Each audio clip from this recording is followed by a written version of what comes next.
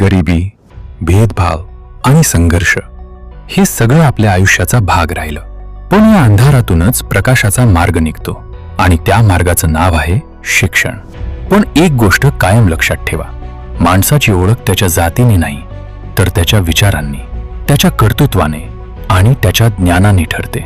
Doctor Babasaheb Ambedkar यांनी आपल्याला दिलेला मंत्र शिका, संघटित व्हा, संघर्ष करा हा फक्त शब्दांचा घोष नाही तर आयुष्य बदलण्याचा, अन्यायाविरुद्ध उभं राहण्याचा आणि स्वतःची ओळख निर्माण करण्याचा मार्ग आहे.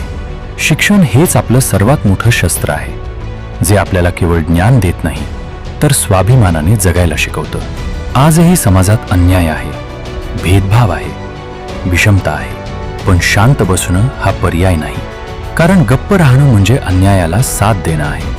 हक्कासाठी लढणं हीच खरी जबाबदारी आहे आणि त्या लढ्याला दिशा देणारं सामर्थ्य फक्त शिक्षणात आहे. युवकांनो, तुमच्यातच भविष्यातला नेता आहे, तुमच्यातच समाज बदलण्याची ताकद आहे, तुमच्यातच एक नवा इतिहास घडवण्याची क्षमता आहे.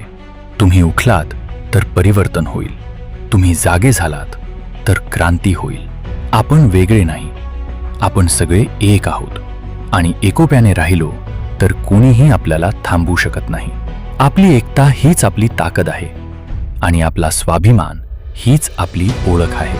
आजची भीम जयंती फक्त उत्सव नाही, ही आपल्या स्वाभिमानाची, आपल्या हक्काची आणि आपल्या अस्तित्वाची जाणीव आहे. चला, शिक्षण घ्या, संघटित व्हा, संघर्ष करा, समाजासाठी उभे राहा आणि एक नवीन, समानतेवर आधारित, न्यायपूर्ण भारत घडवा. जय भीम, जय संविधान.